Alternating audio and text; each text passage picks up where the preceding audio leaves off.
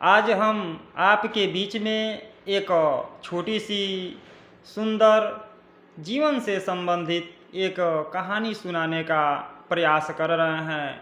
आज हमारे कहानी का यह पहला स्टार्टिंग है। आज पहली बार हम इस चैनल के माध्यम से कहानी सुनाने जा रहे हैं। यदि इस प्रकार की कहानियाँ आप लोगों को पसंद आती है तो कहानियों को सुनना चाहिए, क्योंकि जो इस प्रकार की जो कहानियाँ होती हैं, यह कहानी बच्चों के जीवन में, बुजुर्गों के जीवन में, माताओं के जीवन में, सबके जीवन में एक अच्छा सहयोग करती है और सभी प्रकार के कष्टों को दूर करती है। तो चलिए कहानी को हम प्रारंभ करते हैं। एक बार की बात है कि एक गांव में एक शिकारी रहा करता था, जो जानवरों को मार करके, पक्षियों को मार करके, चिड़ियों को मार करके अपना भोजन करता था। हर दिन दूसरे दूसरे जंगल में जाता, शिकार करता था। और एक दिन सोचा कि क्यों ना हम एक दूसरे जंगल में जाएं और किसी दूसरे प्रकार के जीव को शिकार करके अपना भोजन तैयार करें। लगभग 2 किलोमीटर की दूरी पर एक छोटा सा जंगल था, घना जंगल था। उसमें जाने का यह प्लान बनाया और अपना जो भी हथियार था, उस समय जो हथियार रहा करते थे, तीर धनुष जिसको हम बोलते हैं, अपने तरकश में बाण रखा और धनुष लिया और उस जंगल के तरफ चला गया। जाते जाते जाते जाते जाते जाते जाते जाते उस जंगल में पहुंच गया। जैसे उस जंगल में पहुंचा तो चारों तरफ ढूंढने लगा कि किधर कोई जानवर मिल जाए, कोई शिकार मिल जाए, किसी प्रकार से कोई पशु पक्षी मिल जाए। घूमते घूमते घूमते घूमते उस जंगल में चारों तरफ देखा। देखते देखते बहुत ज़्यादा उसको विलम्ब हो गया। तभी शाम होने से पहले एक उसको छोटा सा प्यारा सा वाइट कलर का एक खरगोश दिखाई दिया। खरगोश को देख करके उसके मन में बहुत बड़ी प्रसन्नता हुई कि जाते जाते एक हमको खरगोश दिखाई दिया है, क्यों न आज इसको हम मार करके और इसको हम अपने पोटली में भर करके, अपने गट्ठर में बांध करके इसको घर लेकर जाएंगे और भोजन बना करके इसको हम ग्रहण करेंगे। ऐसा वह सोचा। ऐसा सोचा। खरगोश बेचारा अपने घर से निकल करके आ करके और अपना घास जो भी है, पत्ता है, उसको खा रहा था। अब ये क्या किया कि अपने तरकश से बाण निकालता है और धीरे धीरे धीरे धीरे जा करके एक पेड़ के नीचे शिकारी छुप करके और एक तीर चला देता है।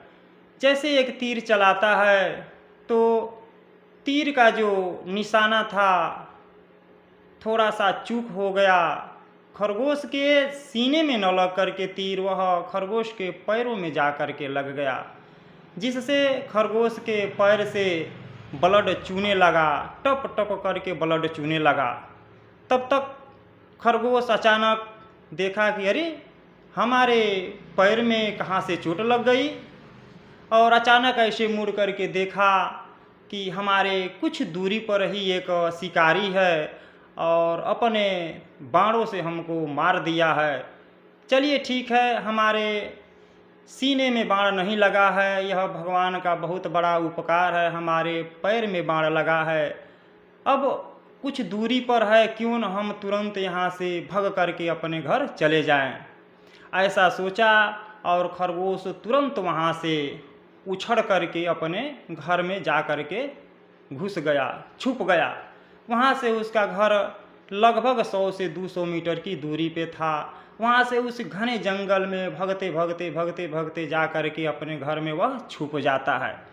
छुप जाने के बाद अब इधर क्या होता है कि जो शिकारी है, जहाँ से अपना बाण चलाया था और जहाँ बाण जा करके लगा था, अपने स्थान पे वह आता है। आने के बाद देखता है कि हम इसी जगह पे अपना बाण चलाए थे और यहाँ खरगोश का पता नहीं है, खरगोश कहाँ चला गया। यह सोच रहा था, विचार रहा था कि आखिर में खरगोश के हम सीने में बाण मारे थे और खरगोश कहाँ चला गया। तब तक देखा कि वहाँ ज़मीन पे कुछ बूंद, 2-4 बूंद ब्लड टपके थे, वहाँ पे ज़मीन पे दिखाई दिया, टपकते हुए दिखाई दिया। ये सोचा कि ओह, लग रहा है कि हमारा निशाना कुछ गलत हो गया है और खरगोश के सीने में न लग करके लग रहा है कि उसके पैर वैर में या कहीं और लग गया होगा, इसीलिए खरगोश क्या हो गया कि यहाँ से भाग गया है। चलिए ठीक है, अब खरगोश को हम खोजते हैं। अब वहाँ से क्या किया कि अपना जो तीर था, बाण था, उठाया और अपने तरकश में रख लिया। रख लेने के बाद शिकारी सोचा कि अब चलते हैं, उस खरगोश का हम पता लगाते हैं। उधर जो खरगोश था 200 मीटर की दूरी तय करके जा कर के अपने घर में छुप गया था और सोच रहा था कि अब तो शिकारी हमारे पास आ ही नहीं सकता है, क्योंकि अंधेरा होने वाली है और बहुत बड़ा यह घना जंगल भी है और हमको भगते हुए वह नहीं देखा है। चलिए, लग रहा है कि आज हमारे प्राण बच जाएंगे, ऐसे अभी वह सोच रहा था। तब तक इधर क्या होता है कि शिकारी जैसे जैसे खरगोश गया था, भग करके गया था, वैसे वैसे शिकारी खरगोश के ब्लड को देखते देखते देखते देखते वहाँ पे चला गया। उसके ब्लड में, उसके पैर में जो चोट लगी थी, वहाँ से ब्लड जैसे जैसे जिस रास्ते से गया था उस रास्ते में ब्लड गिरता हुआ चला गया था। अब उसी ब्लड को देख करके वही रास्ता पकड़ करके शिकारी उस जंगल में जाते जाते जाते जाते खरगोश के घर तक पहुंच गया, उसके मकान तक पहुंच गया, जो एक छोटा सा बिल बना करके खरगोश रहा करते हैं जंगल में।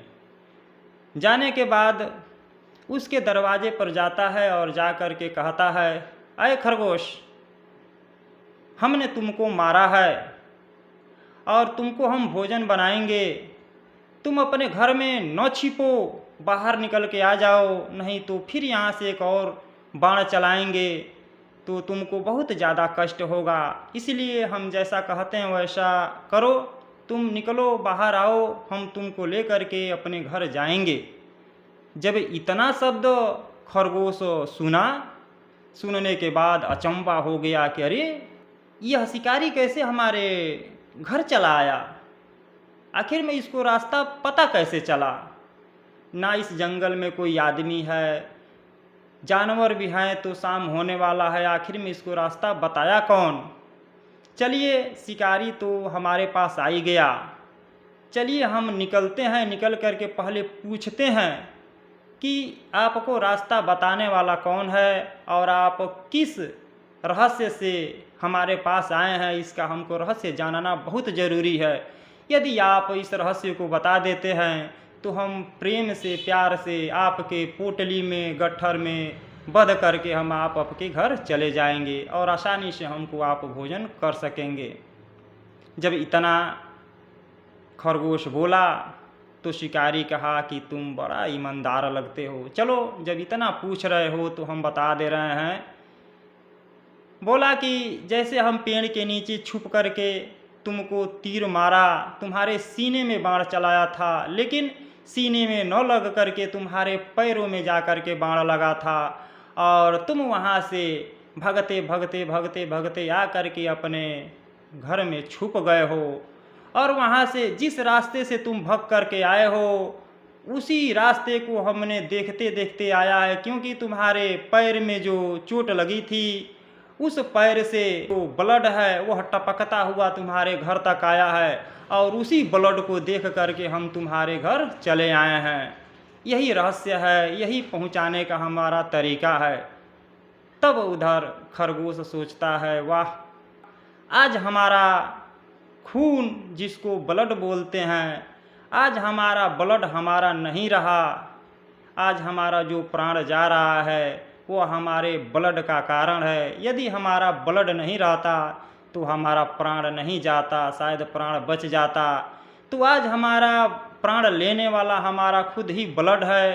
तो इस दुनिया में हमारे ख्याल से किसी का कोई नहीं है, ना माता है, ना पिता है, ना भाई है, ना बंधु है, ना गुरु है। जब कष्ट आता है, किसी प्रकार की दिक्कत आती है, परेशानी आती है, तो उस समय कोई साथ नहीं देता है। जैसे इस समय हमारा ब्लड ही हमारा प्राण ले रहा है, उसी प्रकार इस दुनिया में किसी का कोई नहीं है कि भाई चलो तुम रहस्य बता दिए, अब हमको अपने घर ले चलो और जो मर्जी वो करना। अब वो शिकारी क्या किया कि खरगोश को उठाया, उठाने के बाद अपने गट्ठर में उसको रख लिया और धीरे से चल दिया। तो इस प्रकार से इस कहानी में यह तात्पर्य है कि कष्ट आने के बाद किसी का कोई साथ नहीं देता है। यदि इस प्रकार का कहानी आपको पसंद आती है तो थोड़ा हमको सपोर्ट करने का प्रयास कीजिएगा। तब तक के लिए ओम।